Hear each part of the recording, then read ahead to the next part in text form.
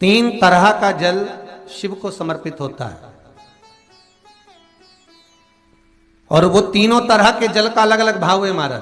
पहला जल सादा, घर से पानी लेकर गए, जल लेकर गए, शंकर को चढ़ाया, वो हमने घर का अपना एड्रेस बता दिया, भगवान शिव को जल चढ़ाकर अपने आनंद के लिए शंकर से कुछ प्राप्त कर लिया। दूसरा जल, जल के कलश में थोड़ा सा इत्र डालकर शंकर को जब समर्पित करते हैं तो महाराज घर में अगर कोई व्यक्ति बहुत रोगीला है, बहुत रोगीला, एक प्रैक्टिकल जरूर करना हो, कहीं सीवर वाला महाराज झूठ तो नहीं बोल रहा, इसलिए प्रैक्टिकल जरूर करो।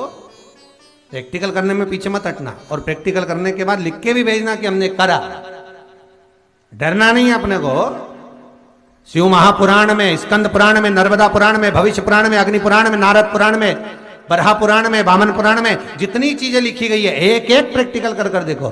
तो शिव महापुराण, स्कंद पुराण का ये भाव याद करिए कि एक लोटे पानी में इत्र मिलाकर, जल में इत्र मिलाकर, बहुत रोगीला व्यक्ति, बहुत बीमार व्यक्ति है, एक लोटा पानी उसका हाथ का स्पर्श कराकर शंकर को चढ़ाना प्रारंभ कर दीजिए। महाराज केवल 5 या 7 दिन चढ़ाओ और वो 7 दिन के बाद में उस बीमार व्यक्ति का क्रम देखिए कि उसमें कितना आराम लगा है। औषधि दवाई काम करना प्रारंभ करी कि ना करी।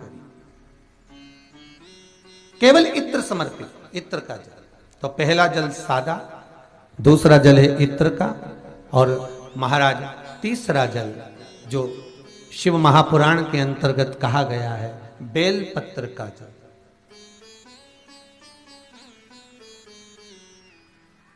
तीसरा जो जल है वो बेलपत्र का जल। बेलपत्र का जल कैसा?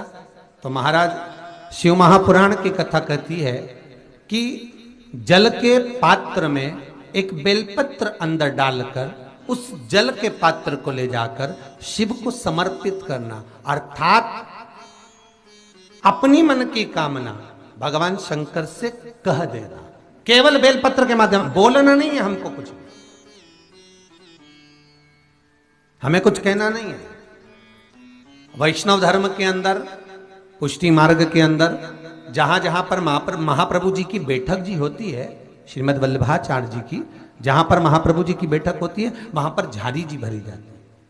तो झारी जी जो भरते हैं, जल का पात्र जो भरते हैं झारी जी, तो उसका व्याख्यान वर्णन अगर करा जाए तो झारी जी क्यों भरी जाती है, तो श्रीमद् वल्लभाचार्य जी के जो लेख है उसमें वर्णन आता है कि परम भगवदीय वैष्णव जो महाप्रभु जी की बैठक जी पर जाता है और झारी जी जो भरता है, वो झारी जी भरने का क्रम ये रहता है कि वैष्णव जीव अपने मन की बात डायरेक्ट भगवान से नहीं कह सकता, इसलिए वैष्णव क्या करता है कि यमुना जी से कहता है।